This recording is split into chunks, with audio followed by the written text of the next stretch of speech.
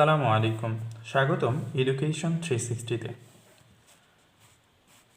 আজ আমাদের বায়োলজির প্রথম ক্লাসে আমরা আলোচনা করব এইচএসসি বায়োলজি ফার্স্ট পার্ট, যেটা আমরা জানি উদ্ভিদ বিজ্ঞান। এই উদ্ভিদ বিজ্ঞানের প্রথম অধ্যায় কোষ এবং কোষের গঠন নিয়ে। তো আমরা টপিকটি আগে লিখে ফেলি, কোষ এবং কোষের গঠন।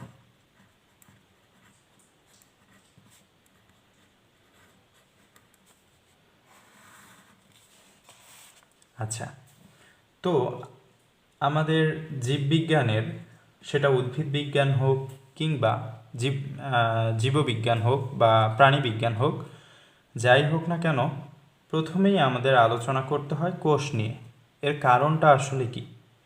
এর কারণটা এই যে কোষ আমাদের গাঠনিক এবং কার্যগত একক। আমরা যদি আমাদের পুরো বডি কিংবা একটি উদ্ভিদের পুরো বডিকে জানতে চাই, তাহলে আমাদের অবশ্যই জানতে হবে তার এককটি নিয়ে। আমরা যদি প্রথমে এককটি জানতে পারি, তাহলে আমাদের পরবর্তীতে পুরো জিনিসটিকে একত্রে বুঝতে সুবিধা হবে। তো সেজন্যই আমরা আজ প্রথমেই আলোচনা করব কোষ নিয়ে।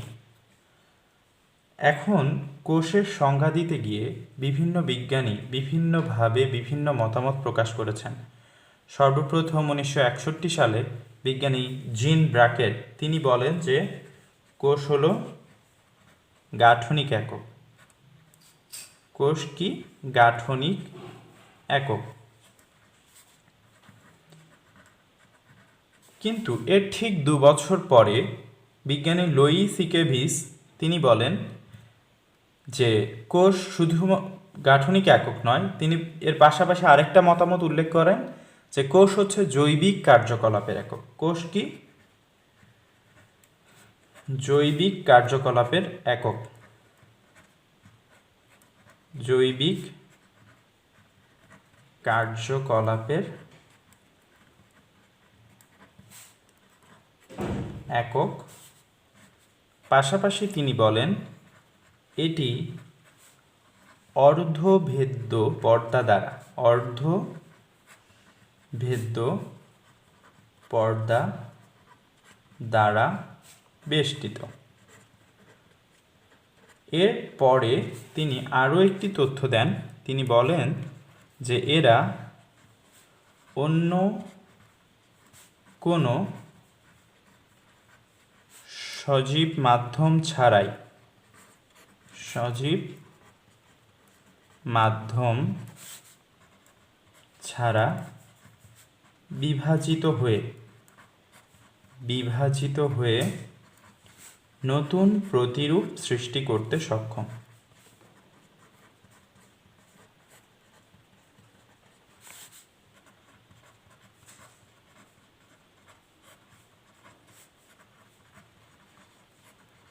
এই কথাটি বলেন জিন ব্র্যাকেট।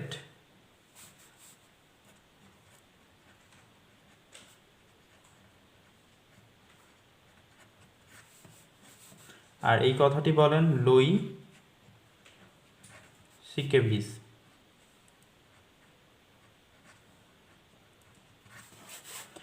আচ্ছা, এর পরবর্তীতে আরেকজন বিজ্ঞানী তিনি দুটি মতামতের সমন্বয়ে আরও একটি নতুন মত দেন। তার মতে কোষ হলো যেমনই গাঠনিক একক, ঠিক তেমনই কার্যগত একক। কোষকে তিনি একসাথে দুটি একক হিসেবেই ঘোষণা করেন, গাঠনিক প্লাস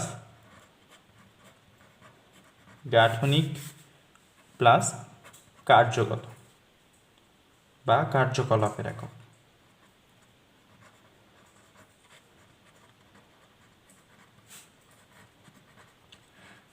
এখন আসা যাক বিজ্ঞানী লুই এবং সিকেভিসের যে সংজ্ঞাটি, সেই সংজ্ঞায় আসি। তিনি বলেছেন যে কোষকে জৈবিক কার্যকলাপের একক বলা হয়। ঠিক তার আগে বিজ্ঞানী জিন ব্র্যাকেট তিনি বলেছেন কোষকে গাঠনিক একক বলা হয়।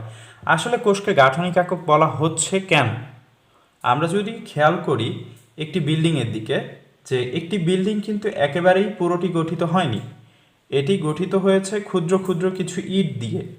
ইটগুলো একের পর এক সজ্জিত হয়ে ক্রমান্বয়ে দেয়ালের পরে পুরো বিল্ডিংটি তৈরি হয়েছে। তো আমাদের শরীরটিও একেবারেই পুরোটি একসাথে তৈরি হয়নি, এটি তৈরি হয়েছে ক্ষুদ্র ক্ষুদ্র কিছু এককের দ্বারা। এই এককটা হচ্ছে কোষ। তো কোষ কিভাবে আমাদের এই তৈরি করলো, আমাদের বডিটা তৈরি করলো? প্রথমে আমাদের যে কোষটা ছিল তা ছিল জাইগোট কোষ। আমাদের জাইগোট কোষ, এই জাইগোট কোষটা পরবর্তীতে বিভাজিত হয়ে একসাথে দুটি কোষ তৈরি করে। একেবারেই তারা তাদের মাতৃকোষের অনুরূপ। এভাবে অনুরূপ বৈশিষ্ট্য সম্পন্ন দুটি নিজের প্রতিরূপ তৈরি করার মাধ্যমে আমাদের বডিটি আস্তে আস্তে বিভাজিত হওয়ার মাধ্যমে, কোষের বিভাজনের মাধ্যমে একটা পূর্ণ রূপ ধারণ করে। তো সেজন্যই আমরা বলতে পারি একের পর এক কোষ মিলে আমাদের পুরো বডিটি তৈরি করেছে। সেজন্যই কোষ হচ্ছে আমাদের গাঠনিক একক। এরপরে যদি আমরা আসি কার্যকলাপের একক এই কথাটির উপর, এই কথাটি দ্বারা কি বোঝানো হয়েছে? আমাদের দেহে কিংবা একটি উদ্ভিদের দেহে অনেক রকম শারীরবৃত্তীয় কার্যকলাপ হয়ে থাকে। তার মধ্যে অন্যতম হচ্ছে প্রাণীদের দেহে, যেমন আমরা খাদ্য গ্রহণ করি, আমরা অক্সিজেন গ্রহণ করি, কার্বন ডাইঅক্সাইড ত্যাগ করি, কিংবা আমরা যে খাবারটা গ্রহণ করি সেটার পরিপাক হওয়া, এই পরিপাককৃত খাদ্যটা আমাদের শরীরে শোষিত হয়ে তা থেকে শক্তি উৎপাদন করা, অনেক রকম কাজ হয়। তাছাড়া আমাদের সব কিছুর মূলে যে জিনিসটা রয়েছে সেটি হচ্ছে আমাদের দেহের গঠন। আমাদের দেহ কিন্তু প্রোটিন দ্বারা গঠিত। প্রাণীদের দেহের সঞ্চিত খাবারের সঞ্চিত মধ্যে রয়েছে গ্লাইকোজেন, কিন্তু প্রাণীদেহটা গঠিত হয়েছে প্রোটিন দ্বারা। তো আমরা যদি প্রোটিনের কথা চিন্তা করি, প্রোটিনটা তৈরি হয় কোথায়? প্রোটিন তৈরি হয় রাইবোজোমে। সেই রাইবোজোমটা কোথায় থাকে? সেই রাইবোজোমটা থাকে একটি কোষের মধ্যে। তাহলে আমরা কি বলতে পারি না যে একটি কোষ আমাদের প্রোটিন তৈরির যে ক্ষেত্রটা, সেই ক্ষেত্র হিসেবে কাজ করে? অবশ্যই বলতে পারি। সো এক্ষেত্রে আমাদের প্রোটিন তৈরি হচ্ছে কোষে। ঠিক সেই প্রোটিনটা গিয়ে যখন আমাদের অন্য কোনো কিছু তৈরি করবে বা আমাদের কোনো একটা অঙ্গ গঠন করবে, তার জন্য অবশ্যই শক্তি প্রয়োজন। সেই শক্তিটা আসছে আমাদের মাইটোকন্ড্রিয়া থেকে। সেই মাইটোকন্ড্রিয়া অবস্থান করে এক একটি কোষের মধ্যে। অর্থাৎ আমাদের সকল ক্ষেত্রে বিভিন্ন কার্যকলাপের যে মূল এককগুলো রয়েছে, সেই মূল এককগুলো বা মূল ক্ষেত্রগুলো থাকে একটি কোষের মধ্যে। কোষের যাবতীয় কার্যাবলী নিয়ন্ত্রণ করে একটি নিউক্লিয়াস। এটা মাইটোকন্ড্রিয়া, নিউক্লিয়াস, রাইবোজোমের বাহক হিসেবে কাজ করে, পাশাপাশি থাকে। এই যে তারা বিভাজিত হচ্ছে, বিভাজনের জন্য অন্যতম গুরুত্বপূর্ণ একটি উপাদান হচ্ছে সাইটোপ্লাজম এবং সাইটোপ্লাজমে থাকা সেন্ট্রোজোম। প্রাণী কোষের ক্ষেত্রে সেন্ট্রোজোম থাকে, কিন্তু উদ্ভিদ কোষে সেন্ট্রোজোম থাকে না। তো এই যে উপাদানগুলো, তারা যে একটি থেকে আরেকটি তৈরি করবে, তার জন্য আমার প্রয়োজন সেন্ট্রোজোম। এই সেন্ট্রোজোমটাও থাকতেছে কোষের মধ্যে। আবার তারা পরবর্তীতে যে প্রোটিনটা তৈরি করতেছে সেটাকে নানা রকমভাবে মডিফাইড করার কাজ করে হচ্ছে এন্ডোপ্লাজমিক রেটিকুলাম, এবং তার সাথে ভূমিকা পালন করে গলগি অ্যাপারেটাস। সো এই সব জিনিসগুলোই থাকে একটা কোষের মধ্যে। এজন্য আমরা বলতে পারি যে আমাদের যে কাজগুলো হচ্ছে সেটার রুট লেভেলটা যদি আমরা চিন্তা করি, তাহলে দেখতে পাবো যে সকল কাজই হচ্ছে আমাদের কোষের ভেতরে। এজন্য আমরা কোষকে বলি জৈবিক কার্যকলাপের একক। এরপরে আসি, এটি অর্ধভেদ্য পর্দা দ্বারা বেষ্টিত। অর্ধভেদ্য পর্দা বলতে আসলে কি বোঝানো হয়? আমরা একটি সংরক্ষিত জায়গার কথা চিন্তা করতে পারি, যেখানে প্রবেশাধিকার সংরক্ষিত রয়েছে। সেখানে যদি একজন গার্ড থাকেন, তিনি যদি গেটের মধ্যে দাঁড়ান, এই গেট দিয়ে সবাই কিন্তু প্রবেশ করতে পারবে না। সেই নির্দিষ্ট অথরিটি যাদেরকে প্রবেশাধিকার দিয়েছে, কেবলমাত্র তারাই প্রবেশ করতে পারবে। ঠিক আমাদের কোষটিও এরকম একটি সংরক্ষিত এলাকা হিসেবে কাজ করে, এবং এর মাঝে কোষ প্রাচীর বা কোষ ঝিল্লির মাঝে যে ছোট ছোট ছিদ্র পথগুলো রয়েছে, সেগুলো আমাদের এই গেট হিসেবে কাজ করে। এই গেটগুলো সবার জন্যই খোলা থাকে না, নির্দিষ্ট কিছু উপাদানের জন্য এগুলো খোলা থাকে। যেমন আমাদের দেহের পানি কিংবা অন্যান্য তরল উপাদান, পুষ্টি উপাদান এগুলো কোষের মধ্যে প্রবেশ করতে পারে, কিন্তু নানা রকম বড় বড় উপাদান, ক্ষতিকর পদার্থ এগুলো কোষের ভেতর প্রবেশ করতে পারে না। ঠিক তেমনি কোষের ভেতর থেকেও বাইরে বিভিন্ন রকম উপাদান, বর্জ্য পদার্থ এগুলো বের হয়ে আসতে পারে, কিন্তু কোষের ভেতরে যে প্রোটিনগুলো রয়েছে সেই প্রোটিনগুলো আমাদের বাইরে বের হয়ে আসতে পারে না। আচ্ছা, এখন আমরা যদি চিন্তা করি যে এই জিনিসটা কে নিয়ন্ত্রণ করছে, নিয়ন্ত্রণ করছে আমাদের কোষ নিজেই। অর্থাৎ এটা এমন একটা কিছু দ্বারা অবশ্যই আবৃত আছে যা এই জিনিসটাকে সিলেক্ট করে দিচ্ছে কে বাইরে যেতে পারবে, কে বাইরে থেকে ভেতরে আসতে পারবে, অর্থাৎ যাওয়া আসাটা নিয়ন্ত্রিত। এই নিয়ন্ত্রিত যাওয়া আসার জন্য যে পর্দাটা কাজ করছে তার আরেক নাম হচ্ছে selectively permeable membrane. Selectively permeable membrane.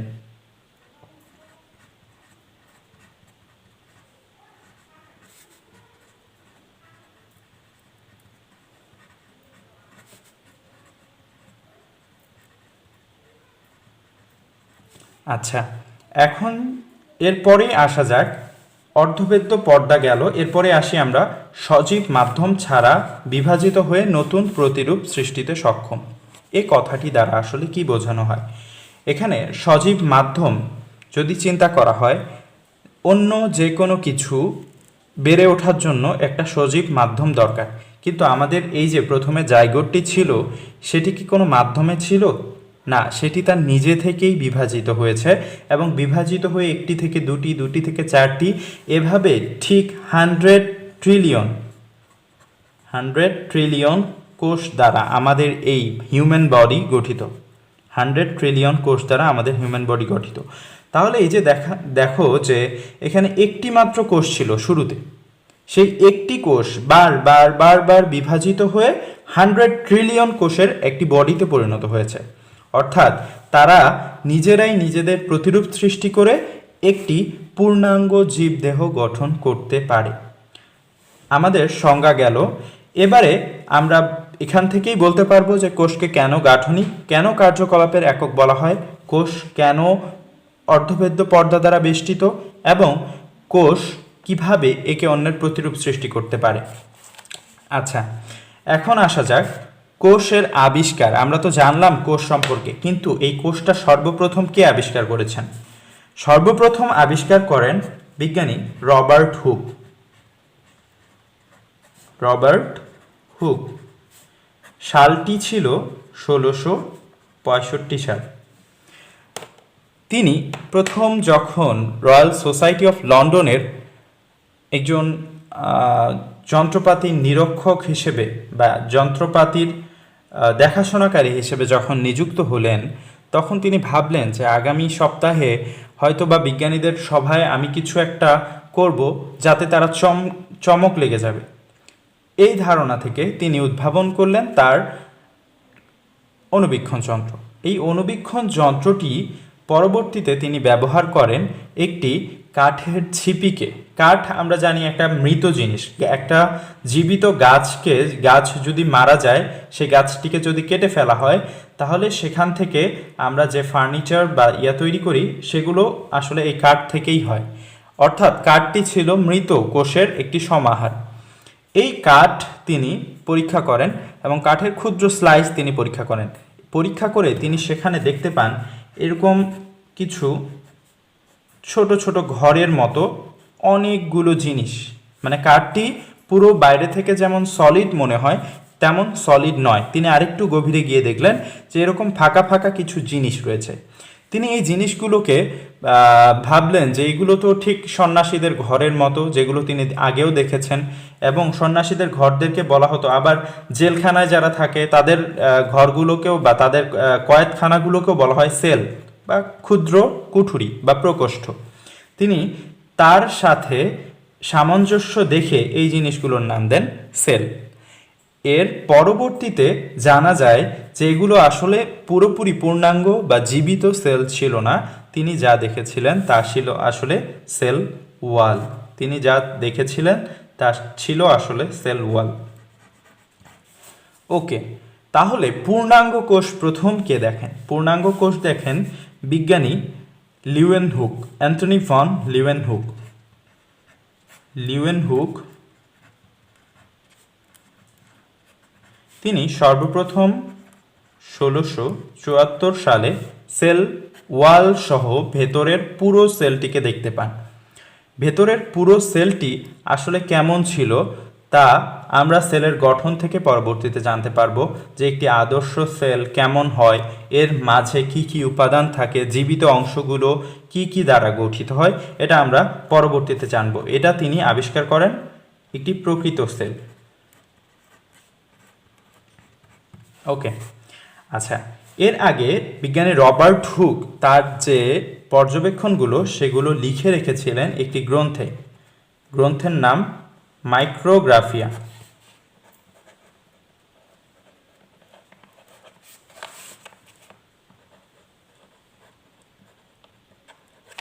আচ্ছা, এই মাইক্রোগ্রাফিয়া গ্রন্থে তিনি তার পর্যবেক্ষণগুলো লিখে রাখেন এবং পরবর্তীতে সেগুলো থেকেই জানা যায় তার এই ঘটনার কথা। বিজ্ঞানী লিউয়েনহুক যখন কোষ আবিষ্কার করেন তার পরবর্তীতেই আসলে আমরা বুঝতে পারি যে একটি কোষ আসলেই প্রকৃতপক্ষেই শুধুমাত্র সেল ওয়াল দিয়ে নয়, এর চারপাশে আরও কিছু উপাদান রয়েছে। এখন আমরা জানব কোষের কিছু বৈশিষ্ট্য রয়েছে, সেই বৈশিষ্ট্যগুলো সম্পর্কে। কোষের কিছু বৈশিষ্ট্যগুলো নিয়ে যদি আমরা আলোচনা করি তাহলে আমরা বুঝতে পারবো যে কোষ আসলেই কেন একটি বিল্ডিং ব্লক হিসেবে কাজ করার উপযোগী। তো প্রথম যদি আমরা বৈশিষ্ট্যটি আলোচনা করি তাহলে আমরা দেখব কোষের প্রথম বৈশিষ্ট্য হচ্ছে এটি সকল গাঠনিক এবং আণবিক একক, এবং সব কোষেই কিছু নির্দিষ্ট উপাদান থাকে যেগুলো তার নিজের বিভিন্ন প্রোডাক্ট উৎপাদনের জন্য বিভিন্ন কাঁচামাল সে নিজের ভেতরে গ্রহণ করতে পারে, সেই কাঁচামালগুলো ব্যবহার করতে পারে, সেই কাঁচামালগুলো ব্যবহার করে সে শক্তি উৎপাদন করতে পারে এবং বিভিন্ন অণু সংশ্লেষণ করতে পারে। তাহলে আমরা প্রথম যে বৈশিষ্ট্যটি দেখলাম আণবিক এবং গাঠনিক উপাদান সম্বলিত। আণবিক ও গাঠনিক উপাদান।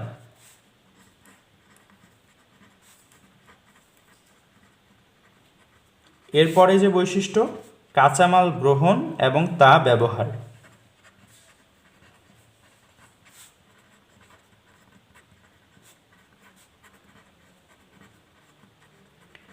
এখন এই কাঁচামালটা যে ব্যবহার করলো, ব্যবহার করার ফলে কি হবে?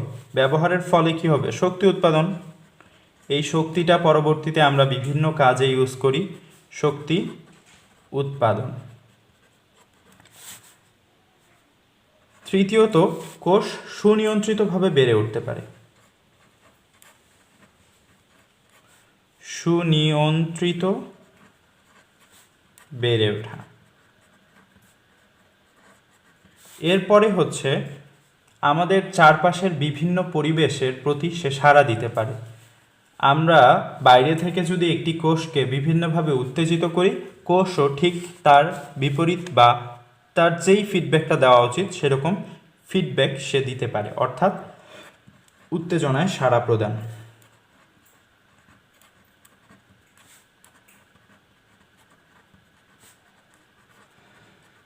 এরপরে আরেকটি গুরুত্বপূর্ণ বিষয় যেটাকে আমরা বলি হোমিওস্ট্যাটিক অবস্থা। হোমিওস্ট্যাটিক। আমরা এই শব্দটিকে যদি ভাগ করি তাহলে আমরা দুটি শব্দ পাব, homeo and static. Homeo means একই বা সেম। হোমিও মিন্স একই বা সেম। স্ট্যাটিক মিন্স যে জিনিসটা স্থির থাকে, স্থির।